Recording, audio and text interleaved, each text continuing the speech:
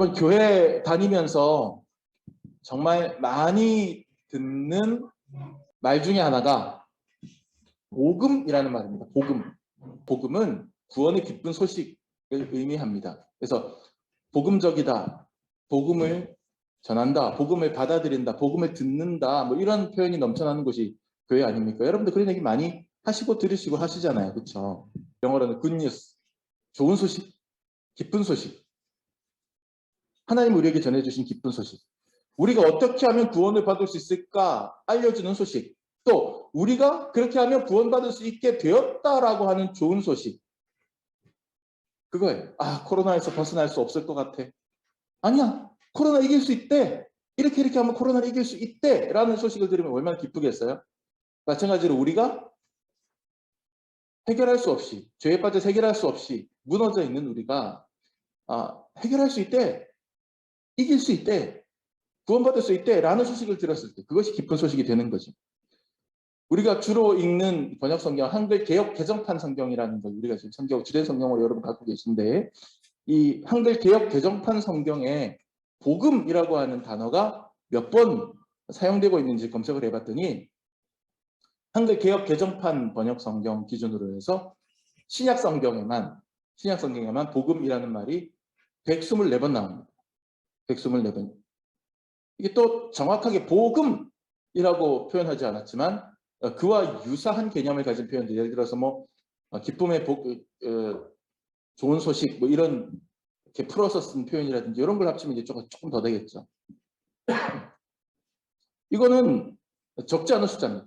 굉장히 많은 빈도수, 사용 빈도수예요. 같은 신약 성경에서 십자가라고 하는 단어를 검색을 해보면은 79번 나와요. 79번.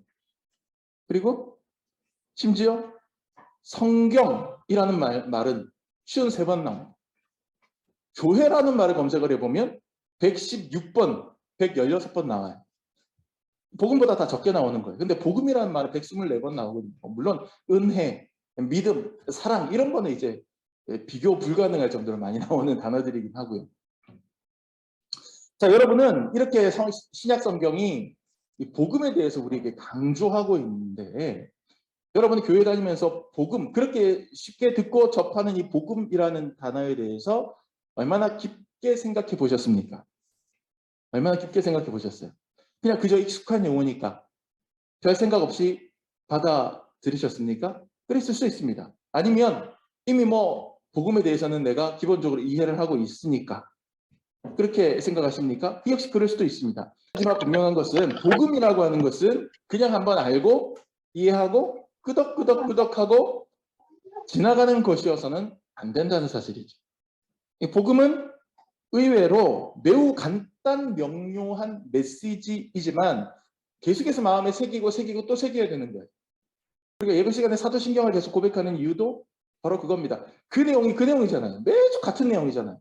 근데 그것을 계속해서 우리가 리마인드하는 거죠. 계속 리마인드하는 거죠. 예전에 TV 예능 프로그램에 옛날 70년대 가수 송창식, 노래 정말 잘하는 가수죠. 송창식, 옹이죠. 이제는. 송창식 옹이 매일 거르지 않고 연습하는 루틴이 한번 나온 적이 있는데 제가 굉장히 그걸 인상 깊게 봤어요. 특별한 것도 아니에요. 메트로놈이라고 하는 것은 음악할 때 정박으로 똑딱 노래가 빨라지거나 느려지지 않도록 정확하게 잡아주는 그거든요. 그 메트로놈을 아침마다 틀어놓고 한참 동안을 거기에 맞춰서 기타를 스트로크를 하는 거예요. 다운 스트로크, 업 스트로크, 장장장. 이제 누가 보면 진짜 기타 처음 배우는 애들, 기타 연습하는 거죠. 자, 코드 한 음 잡고 한 코드 잡고 메트로놈에 따라서 느려지거나 빨라지지 않는 장장장 이것만 한참 하잖아요. 그 다음에 이제 뭐 발성 연습을 하는데 한음 가지고 이 소리만 또 한참을 하더라고. 그리고 한음 높여서 또 계속 그 소리만 한참 하라. 그걸 매일 하는데 그 기본을 몰라서 그렇게 하겠습니까? 그게 아닌 거죠. 계속해서 보면 익히고 또 익히고 그러는 거죠. 오늘 오후에 우리가 이제 그 신앙 기초반 그 교리를 비롯해서 교회 생활까지 그걸 이제 제가 6주 그 과정으로 이제 강의를 시작을 하는데 제가 이제 우리 교회 권사님들한테도 제가 좀 같이 들으시면 안 되겠느냐 부탁을 드렸어요. 왜냐하면 그분들이 몰라서는 아니에요. 누구보다도 모범적으로 잘하고 계신데 그래도 송창식이 매일 아침마다 기가 막히게 막 연주하고 노래하는 그 사람이 아침마다 쟁쟁쟁쟁 이거 기본기 연습하는 그 의미로 늘 우리가 다시 한번 듣고 되새기고 해야 되지 않겠나, 그렇게 생각을 하는 것이죠. 복음을 매 순간 되새기는 것도, 복음의 고수가 되는 것도 바로 이게 비결입니다. 바로 이게 비결이에요. 하나님이 우리에게 전해주신 복음을 다시 떠올리고 또다시 떠올리고 또다시 새기고 또다시 새기는 것이 우리 삶의 루틴이 돼야 돼요. 루틴. 근데 아예 그 기초 자체를 우리가 갖지 않는다거나 연습하지 않으면 알고 있고 익혔는데도 또 연습하고 또 연습하는 사람하고는 완전히 차이가 나겠죠. 그러니까 어떻게든 우리가 배우고 익히고 또 가슴에 새기고 그렇게 해야 되는 겁니다. 고린도 교회 교인들은요, 이미 복음을 전달받았어요. 복음을 전달받았으니까 교인이 된 거죠. 이 옛날 시대에, 이 바울 시대에 복음을 받아들이지 않으면 교인이 되기 힘든 시기였어요. 요즘은 예수 믿지 않아도 교회에 나갈 수 있습니다.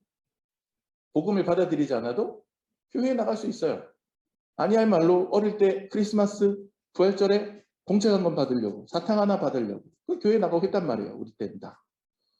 그게 가능했는데 예수님 시대에 혹은 바울 사도 시대에는 그게 그런 상황이 아니었다는 거예요. 예수를 믿는다는 것은 어떤 면에서는 그 당시에 아웃사이더로 살아가는 것을 의미하고 사회의 핵인싸라도 예수 믿는 순간 아싸로 밀려나는 그런 손해를 감수해야 되는 일이었고, 심지어는 시대 상황에 따라서 강력한 핍박과 박해까지 감수해야 되는 일이었어요.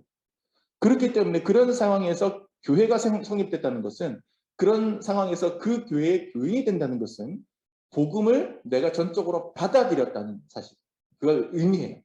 내 실존으로서 복음을 수용했고 받아들이고 그 복음에 내 인생을 걸었다는 것을 의미해요. 그러니 이 고린도 교회 교인들은 이미 복음을 받은 사람이라는 뜻이 되는 거죠. 교회가 성립되고 교인들이 있었다는 거는. 그런데 사도 바울은 그때 그 복음을 고린도 교회 교인들에게 처음 전해줬던 당사자가 바울인데, 세월이 흘러서 이 고린도전서 편지를 쓰면서 고린도 교회 교인들에게 그들 모두에게 이미 전해줬던 그 복음에 대해서, 그들 모두가 이미 알고 있을 바로 그 복음에 대해서 다시 복습시키고 있는 겁니다. 1절 말씀 다 같이 시작. 형제들아, 내가 너희에게 전한 복음을 너희에게 알게 하노니 이는 너희가 받은 것이요 또 그 가운데 선 것이라. 그쵸? 뭐라고 되어 있습니까? 내가 너희에게 전한 복음. 이게 무슨 얘기예요? 예전에 너희에게 전해줬던 그 복음, 이 뜻이에요. 예전에 너희에게 전해줬던 그 복음을 내가 지금 너희에게 알게 한다. 이는 너희가 받은 것이요, 이미 과거에 이미 받았던 거다. 그리고 그 위에 지금 너희들가 서 있다. 이렇게 얘기하는 거죠. 그러니까 과거에 받았던 복음을 내가 지금 너네한테 지금 다시 복습시켜주마, 이 얘기인 거죠. 고린도 교회는 굉장히 혼탁한 상황 가운데 처해 있었습니다. 뭐 교인들끼리 파가 갈려갖고 박 터지게 싸운다든지, 아니면 거짓 교사들, 오늘날로 치면 신천지라든지 뭐 구원파라든지 이런 거짓 가르침을 가진 교사들이 막 와서 그 교리를 혼탁하게 만든다든지, 아니면 입에 담기도 어려운 19금의 29금의 그런 아주 심각한 비윤리적인 일들이 교회 안에서 빵빵 터지고, 뭐 이러한 여러 가지 문제들이 계속해서 발생을 했던 거죠. 사도 바울이 이제 이런 문제들에 대해서 이거는 이거고 저거는 저렇게 하고 막 한참을 얘기해 주다가 이제 고린도전서가 끝나가는 마무리쯤 뒷부분쯤 와서 복음 그 자체를 한번 다시 상기시켜 주는 거예요. 복음 그 자체를. 그러니까 상황이 어지러울수록 뭡니까? 기본기로 돌아가는 거예요. 상황이 아주 혼란스러울수록 기본의 내용, 그 내용으로 돌아가는 것이 출발하기 때문에, 그 내용으로 돌아가는 것이 중요하기 때문에 내가 너희에게 전한 복음을 지금 내가 너희에게 다시 얘기한다. 이렇게 얘기하고 짧게 바울이 복음을 다시 한번 정리해서 이야기를 해주는 겁니다. 바울이 설명하는 복음에는 어떤 특징이 있느냐? 세 가지로 제가 한번 정리해 보겠습니다. 첫째, 따라합니다. 복음은 텍스트다. 복음은 텍스트다. 테스트가 아니고 텍스트. 복음은 텍스트예요. 텍스트. 자, 먼저 바울이 복음의 핵심 내용을 요약해서 딱 설명을 해줍니다. 3절, 4절 우리 같이 읽죠. 시작. 내가 받은 것을 먼저 너희에게 전하였노니 이는 성경대로 그리스도께서 우리 죄를 위하여 죽으시고 장사 지낸 바 되셨다가 성경대로 사흘 만에 다시 살아나사 이렇게 되어 있습니다. 이게 쉽게 말하면 복음의 내용을 간략하게 요약해주고 있는 거예요. 지금 바울이. 내가 받은 것을 너희에게 먼저 전했다. 내가 먼저 전달받았던 것을 지난번에 내가 너희에게 복음이라고 하는 이름으로 전해주지 않았냐? 그 내용이 뭐냐면 성경대로 그리스도께서 우리 죄를 위하여 죽으시고, 여기 이제 예수님에 대한 이야기 나오죠. 그리고 우리 죄에 대한 문제 나옵니다. 우리 죄 때문에 죽으셨다라고 하는 대속과 속죄의 개념이 여기에 나옵니다. 아주 이 짧은 몇 문장, 한 문장으로 그냥 복음 내용을 다 여기에 쓸어 담아서 요약하고 있는 거예요. 대단한 요약력입니다. 그 다음에 장사 지낸 바 되었다가 성경대로 사흘 만에 다시 살아나셨다. 그 죽으셨으나 죽음을 이기고 승리하셔서 구원의 본을 보여주셨다. 이 얘기까지 여기에 담고 있는 거예요. 그러니까 핵심 요약된 텍스트가 여기에 딱 제시가 되는 거죠. 복음이 뭐냐? 복음은 어떤 것이냐? 할 때 우리가 중요하게 생각하는 것은 복음은 내용이 이런 확실한 주요 내용이 있는 것이 복음이다. 이걸 알아야 됩니다. 무슨 얘기냐면 예수님이 우리 죄를 해결해 주시기 위해서 십자가에 못 박혀 죽으셨다가 부활하셨다. 교회 다니는 사람이라면 귀에 딱지가 않도록 들은 말, 사도신경 고백하면 맨날 그 안에 들어있는 말, 그러니까 그냥 흘려 듣는데 그게 사실은 복음의 핵심 내용이라는 거예요. 핵심 내용.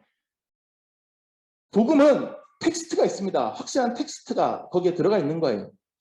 어떤 상황에서도 변하지 않는 뼈대가 되는 내용이 거기에 있는 겁니다.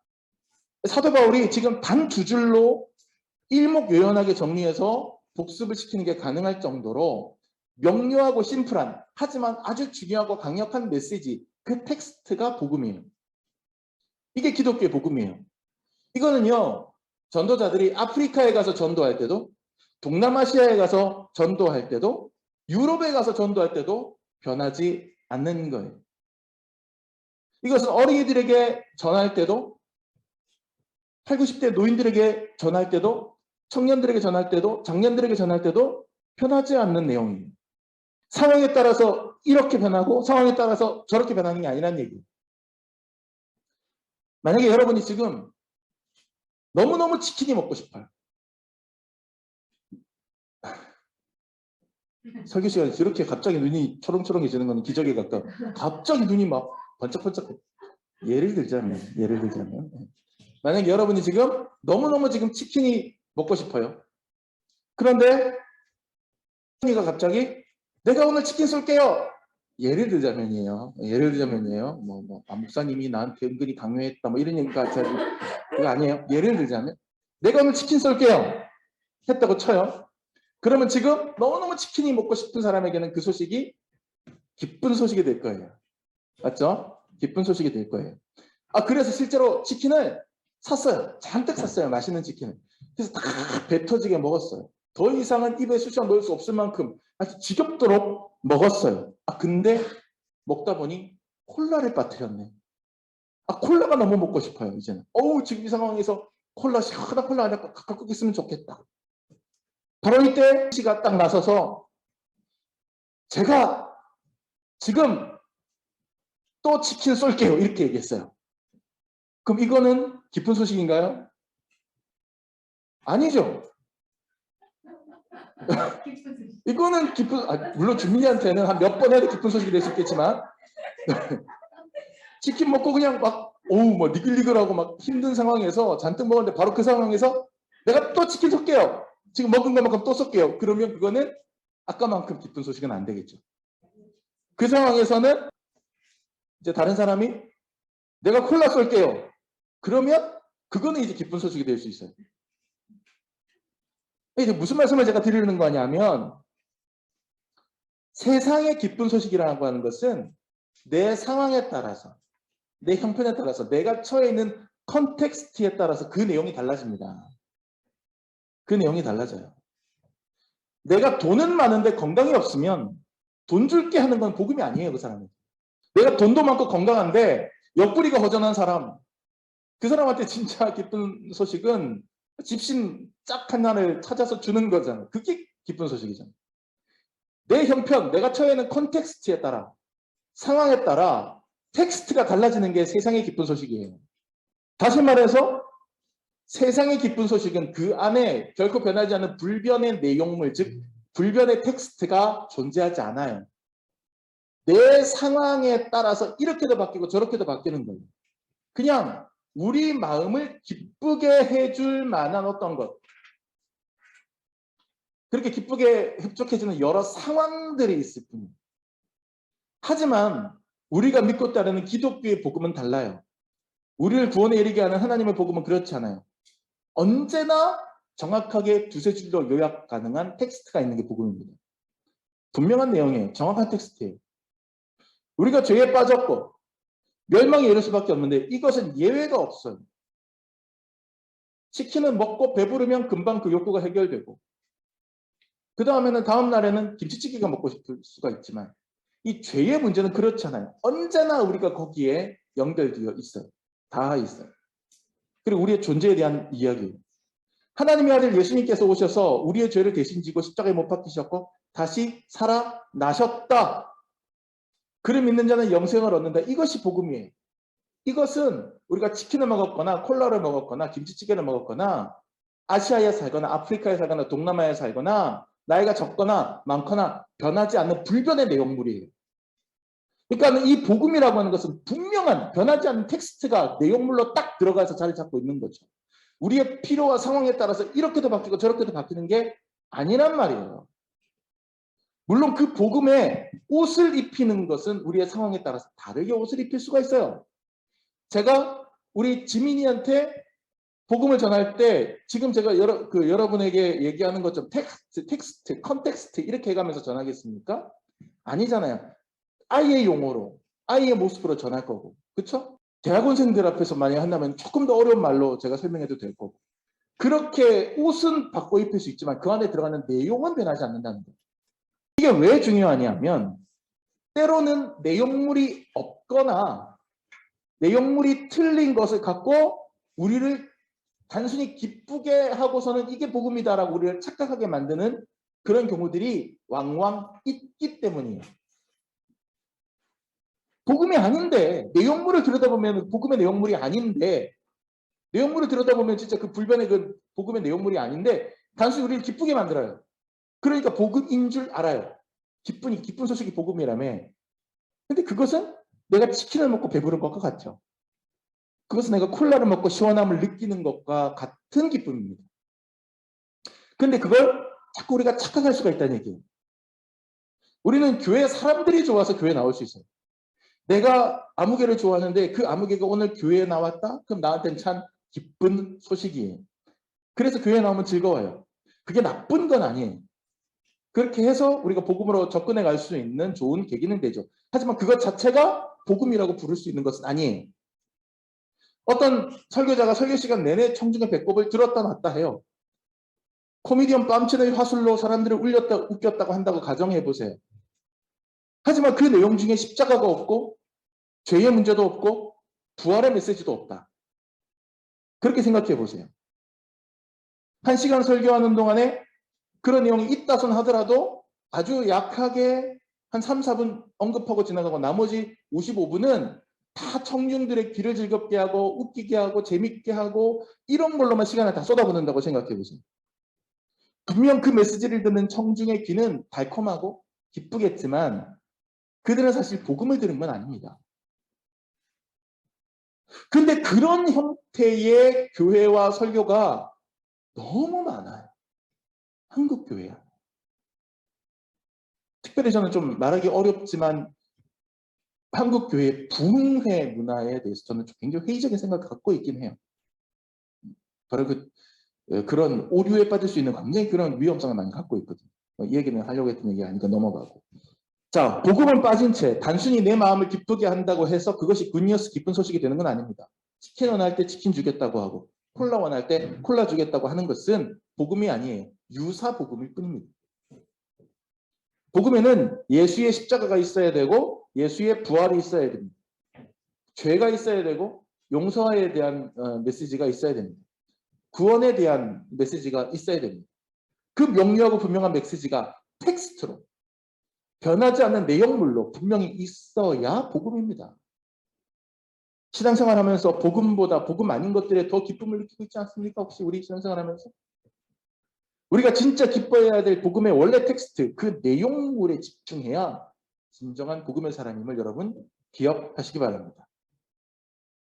둘째, 우리 큰 소리로 따라합시다. 둘째, 복음은 캐리그마다. 시작. 복음은 캐리그마다. 네, 캐리그마라고 하는 말은요, 신학 용어입니다. 이게 헬라어인데, 그 그리스어인데, 이건 선포한다 이 뜻이에요. 선포한다. 신학 용어 중에서도 좀 기초에 속한 개념이에요. 어느 정도 기초냐면 캐리그마하고 그냥 신학책 같은 거, 여러분들이 흔히 읽는 신앙 서적 말고 신학책 같은 거 보면 캐리그마라고 하는 말에 대해서 설명 없이 그냥 캐리그마가 딱 나와요. 이 정도는 신학책을 읽는 사람들은 다 이해하는 내용이겠거니 하고 저자들이 쓰는 그 정도의 아주 보편화된 신학 개념, 캐리그마. 이거는 선포한다는 뜻인데, 선포한다라고 하는 하나의 행동을 뜻하는 말이기도 하고, 동시에 우리가 지금 얘기했던 복음하고 동일한 의미로 쓰이기도 해요. 예수님이 우리를 위해 이 땅에 오셨다. 우리를 위해 이렇게 대해주셨다. 우리가 예수님을 구원받는다라고 하는 그 사실, 그 사실을 선포하는 것까지를 포함하는 개념이 캐리그마인데, 그냥 캐리그마 하면은 선포하는 행위를 의미하는 것보다 그냥 그 복음 자체를 의미하게 쓰이는 경우도 적지 않이 있다라고 하는 얘기예요. 이건 뭘 얘기하는 겁니까? 복음은 기본적으로 선포되어야 하는 거예요. 5절부터 8절 같이 읽읍시다. 시작. 게바에게 보이시고 후에 12제자에게와 그 후에 500여 형제에게 일시에 보이셨나니 그 중에 지금까지 대다수는 살아있고 어떤 사람은 잠들었으며 그 후에 야고보에게 보이셨으며 그 후에 모든 사도에게와 맨 나중에 만삭되지 못하여 난 자 같은 내게도 보이셨느니라 그랬어요. 자, 여기 여러 이름들이 쭉 나오죠. 우리가 지금 5절부터 읽었는데 그 전에 4절 끝부분은 성경대로 사흘 만에 다시 살아나서 그랬잖아요. 예수님 부활하신 거 얘기하는 거예요. 부활하셔서 예수님 부활하셔서 그 다음에 게바에게 보이시고, 여기서 말하는 게바라고 하는 것은 베드로를 얘기하는 겁니다. 베드로의 다른 이름이에요. 베드로에게 보이셨고 그 다음에 또 12제자들에게 보이셨고 500여 명 모여있는 자리에 갑자기 나타나셨고 그 다음에 예수님의 친동생인 야고보에게 나타나셨고 그 후에 모든 사도들에게, 교회 지도자들에게 나타나셨고, 그리고 맨 마지막에 부족하지만 나한테도 나타나 주셨다. 쉽게 말하면 뭐예요? 지금 여기에 언급되어 있는 사람들은 전부 다 증인이에요. 증인. 직접 목격한 증인이란 말이에요. 증인. 부활하신 예수님을 만났는데 이 사람들이 어쨌다는 거죠? 단순히 만나고 경험했다는 게 중요한 게 아니에요. 여기에 지금 기록되어 있는 사람들이 다 초대교회의 선구자들인 셈인데 2000년 전에 교회가 막 생겨날 때 그 교회의 원동력이 바로 지금 여기 기록되어 있는 이 사람들이 지금 교회를 만들어낸 사람들이잖아요. 정확하게 말하면 이 사람들이 부활하신 예수님을 만났던 그 경험이 교회를 만든 거거든요. 근데 이 사람들이 그 경험을 본인들만 가지고 있었으면 교회가 됐을까요? 아니란 말이에요. 그거를 주변에 공유한 거예요. 선포한 거예요. 얘기해 준 거예요. 그게 캐리그마예요. 단순히 복음의 텍스트 내용을 듣고 이해하고 믿는 것에 그치는 게 아니라 자기가 받아들인 그것을, 나아가서 자기가 직접 보고 경험한 것을 사람들에게 증언했기 때문에 교회가 세워지고 전도가 됐던 거예요. 그게 어디에 나오느냐? 오늘 말씀 제 끝 11절. 그 사람들에 대한 이야기 쭉 하다가 이렇게 마무리합니다. 11절 다 같이 시작. 그러므로 나나 그들이나 이같이 전파하매 너희도 이같이 믿었느니라. 나나 그들이나, 그러니까 우리가 지금 이름 언급됐던 그 사람들이나 이같이 뭐하매? 이같이 전파하매. 그러니까 자기들이 본 것을, 부활하신 예수님 만난 것을 전파했다는 거예요. 그러니까 너희도 믿은 거다. 복음은 캐리그마예요. 복음은 내가 보고 경험하고 들은 내용들을 선포하는 거예요. 복음은 단순히 갖고 있는 게 아니라 내가 증인이 되어서 이야기하고 전하고 선포하는 거예요. 그게 본질이에요. 여러분, 복음이 아까 굿뉴스라 그랬죠. 뉴스. 뉴스는 전하지 않으면 뉴스가 아니에요. 소식이라 했잖아요. 기쁜 소식. 소식도 전해야 소식이에요. 복음은 본질적으로 전달받는 것이고 전해야 되는 겁니다. 제가 이제 그저께인가요? 밤늦게, 정말 밤늦게 카톡 하나가 카톡 하고 올렸어요. 제 핸드폰에. 오늘 이 시간에, 이 야심한 시간에 뭐지 하고 봤더니 오늘 이제 토익 시험 보느라고 오늘 교회 빠지셨는데 우리 문은진 집사님이 그 시간에 저한테 카톡을 보내셨어요. 너무 많이 늦은 시간이었어요. 그러니까 자정을 넘긴 시간이었어요. 카톡하고 왔어요. 그러니까 깜짝 놀랐어요. 그 시간에 카톡이 온다는 거, 이거 뭔가 일이 터진 거다. 문제가 있다. 그래서 얼른 막 확인해 보니까 인천시에서 영세 자영업자들한테 25만 원씩 코로나 특별 지원금을 준답니다. 문 집사님이 공무원이시잖아요. 그러니까 이 정보를, 이 구원의 기쁜 소식을 먼저 아신 거예요. 그러니까 이거를 감성해보니까 우리 교회도, 우리 목사님도 여기 해당될 것 같은 거예요. 카페 하니까, 영세 자영업자니까. 그러니까 그거를 그냥 이 구원의 기쁜 복된 소식을 빨리 전해드려야 되겠다 해서 카톡으로 이렇게 하신 거죠. 얼마나 고마운지. 그러니까 25만 원이 고마운 게 아니라 그렇게 마음을 써줬다는 게. 이 소식을 알았을 때, 이런 상황을 알았을 때 목사님한테 빨리 전해줘야 되겠네 라는 생각을 했다는 게 얼마나 고맙고 감격스러운지. 그 따뜻한 마음, 바로 그런 겁니다. 기쁜 소식을 품고 있는 게 아니라 어떻게든 얘기해주고 싶은 거, 어떻게든 알려주고 싶은 거, 그게 바로 캐리그마라는 거예요. 캐리그마, 선포하는 거.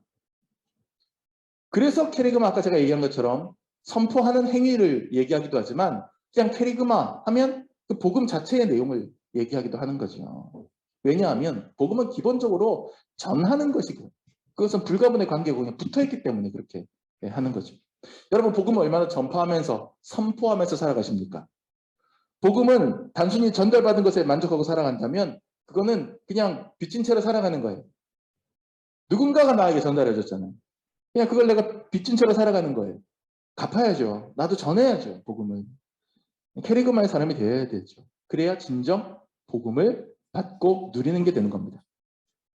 세 번째로, 복음은 Amazing Grace다. 시작. 복음은 Amazing Grace다. 잘했어요. 복음은 Amazing Grace 무슨 뜻입니까? Amazing Grace 무슨 뜻이에요? 놀라운 은혜. 진짜 놀라운 은혜를 Amazing Grace라고 해요. 그 은혜에 감사하고 감격하는 리액션과 고백이 우리 안에 있어야 진정한 복음의 사람입니다. 놀라운 은혜다. 놀라운 은혜다. 진짜 놀라운 은혜다. 이렇게 인식하고 깨닫고 거기에 대해서 감탄하고 반응하고 고백하는 사람이 복음의 사람이에요. 9절 10절 다 같이 시작. 나는 사도 중에 가장 작은 자라. 나는 하나님의 교회를 박해하였으므로 사도라 칭함 받기를 감당하지 못할 자니라. 그러나 내가 나 된 것은 하나님의 은혜로 된 것이니 내게 주신 그의 은혜가 헛되지 아니하여 내가 모든 사도보다 더 많이 수고하였으나 내가 한 것이 아니요 오직 나와 함께 하신 하나님의 은혜로라. 제가 정말 좋아하는 말씀입니다. 얼마나 겸손하면서도 생생한 고백인지. 자기는 여러 사도들, 그러니까 초대교회의 많은 지도자들 가운데서도 가장 작은 자라는 거예요. 가장 보잘것없는 자식, 가장 흠결이 많은 사람이라고 말을 하는 겁니다. 사실 똑똑하기로는 제일 똑똑했어요. 모든 사도들, 초대교회 지도자들 중에 바울보다 똑똑한 사람이 있었을까요? 아볼로가 좀 똑똑했다고는 하는데 아볼로는 바울만큼 큰 성과를 내지 못했죠. 기도로 수많은 병자를 고쳤어요. 기도의 영역도 엄청났습니다. 어느 사도들보다 많은 교회를 개척했습니다. 그리고 기독교 신학의 초기 기독교 신학의 기초를 바울이 다 정립했어요. 정말 위대한 사도가 사도 바울인데, 근데 바울 스스로가 생각할 때는 그렇지 않다는 거예요. 그 이유가 뭐냐면 회심하기 전에, 부활하신 예수를 만나기 전에 바울이 예수 믿는 사람들을 핍박하고 박해하는 데 앞장섰던 사람이었거든요. 그 과거가 늘 아픔으로 남아있는 거예요. 지우고 싶은 과거. 지우고 싶은 과거. 기독교 최초의 순교자가 누굽니까?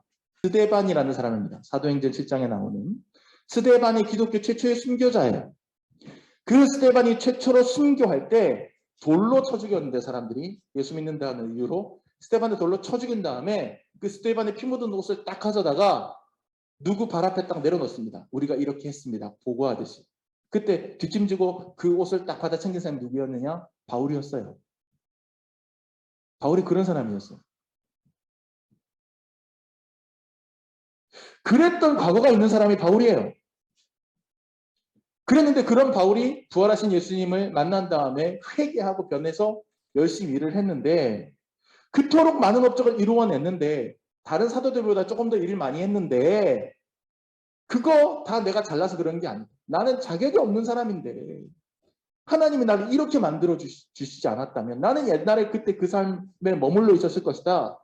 바울은 지금 그렇게 고백하는 거예요. 그래서 그 위대한 고백, 그 놀라운 고백, 정말 우리 가슴을 때리는 고백이 여기서 나오는 겁니다. 내가 나 된 것은 하나님의 은혜로 된 것이다. 내가 나 된 것은 하나님의 은혜다. 이 위대한 고백이 여기서 나오는 겁니다. 내가 이나마 놀라운 사역을 하고 내가 이나마 열매를 맺고 있는 것 전적으로 하나님의 은혜로 된 것이지 내가 잘나서 내가 대단해서 이렇게 하는 것이 아니라는 고백이에요.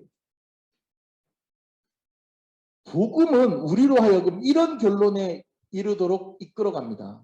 복음을 제대로 수행하고 있고 복음을 제대로 받아들이고 있다면 자기 공로를 주장하지 않아요. 나한테 박수 쳐달라고 절대로 말하지 않아요. 내 자랑이 아니라 전적으로 모든 영광을 하나님께 돌리고 나는 자격이 없는데 하나님께서 이렇게 만들어 주셨습니다. 정말 어메이징 그레이스입니다. 놀라운 은혜입니다. 이렇게 고백하게 만드는 위력이 복음의 능력이에요. 자, 아까 제일 처음에 말씀드렸던 그 텍스트, 복음의 주요 텍스트로 돌아가 보면 그게 뭡니까? 결국에는 죄에 빠진 우리가 구원받게 되는 것은 내가 무언가를 해내거나 잘나서가 아니라 무언가 행위나 공로를 통해서 내가 성취하는 것이 아니라 예수님이 십자가에서 나를 위해서 몸버려 주신 때문이다 라고 하는 것이 복음의 텍스트였잖아요. 그러니까 전적으로 뭐예요? 내가 잘나서 구원받은 게 아니라 하나님의 은혜로 된 것이다 라고 하는 것이 이 복음의 주된 내용이 되는 것이죠. 따라서 복음의 사람들은 하나님의 은혜로 내가 여기까지 왔음을 고백하지 않을 수 없게 됩니다. 복음을 깊이 이해할수록 복음을 더 깊이 이해할수록 복음을 더 깊이 이해하고 받아들일수록 자기를 자랑하기보다 하나님의 은혜를 자랑하게 되어야 마땅합니다. 세월이 갈수록 처음엔 하나님의 은혜를 자랑하고 내세웠지만 점점 그래도 내가 이렇게 했는데 그래도 내가 이렇게 했는데 라고 하는 얘기가 점점 많아진다면 그거는 복음을 점점 더 깊이 이해하는 게 아니라 점점 복음의 본질에서 점점 멀어져 가고 있다는 뜻이에요. 그 사람이 아무리 많은 훌륭한 일을 했더라도 지난 설명절에 가족들하고 같이 제가 양산 어머니 때까지 국토종단으로 쫙 운전해서 갔다가 그 다음에 전라도 광주에 있는 처가로 국토 횡단을 해서 쫙 갔다가 거기에 아내와 아이들만 남겨놓고 저 혼자서 다시 올라왔거든요. 그리고 아내와 아이들은 며칠 더 거기 광주에서 머물다가 뒤늦게 왔습니다. KTX를 타고 올라왔죠. 올라올 때. 자, 그러면 아내와 아이들은 돈을 지불하기는 했지만 광주에서 광명역까지 거의 움직이지 않고 가만히 앉아만 있었습니다. KTX 타고 오는 동안에 기차 안에 화장실을 갔어요? 안 갔죠? 그러면은 가만히 앉아 있었던 거예요. 걷지도 않고 가만히 앉아 있었어요. 분명히 그들은 목적지 광명역까지 딱 도착했습니다. 근데 그들을 사실 데리고 온 건 뭐예요? 기차였어요. KTX가 그들을 데리고 왔어요. 근데 우리는 기차가 나를 데리고 왔다라고 표현하지 않고 내가 올라왔다 이렇게 표현한단 말이에요. 마찬가지예요. 실제로는 하나님이 우리를 이끌어 오셨는데 우리는 내가 여기까지 왔다고 생각합니다. 사실 내 힘만으로는 오기 힘든 인생 여정이었고 내 힘으로는 불가능했던 구원의 자리였는데 우리는 자꾸 내가 무언가를 했다고 생각해요. 은혜를 잊어버리는 거예요. 사도 바울의 고백처럼 내가 나 된 것은 하나님의 은혜입니다. 하나님이 나를 업고 오셨고 안고 오셨고 손잡고 오셨고 인도해 오셨어요. 그 놀라운 은혜, 어메이징 그레이스의 고백이 우리 안에 있지 않고서는 온전한 복음의 사람이라고 할 수가 없는 거예요. 말씀을 정리할게요. 사랑하는 여러분, 복음의 사람이 됩시다. 복음을 기억하고 되새기고 감사하면서 살아가시기 바랍니다. 복음은 분명한 텍스트예요. 그 복음의 원리 텍스트를 놓치지 말고 신앙생활 하시기 바랍니다. 복음은 분명한 캐리그마예요. 복음을 언제나 전하고 증언하고 선포하려고 노력하시기 바랍니다. 복음은 분명한 amazing grace예요. 오직 하나님의 은혜로 된 내 삶을 인정하고 그 은혜 앞에 날마다 감사하며 무릎을 꿇고 고백하셔야 됩니다. 그리하여 저 여러분 모두 철저한 복음의 사람이 되어서 복음을 세상에 흩날리고 퍼뜨리는 그런 귀한 그리스도인들이 되시기를 예수님의 이름으로 축원합니다. 기도합시다.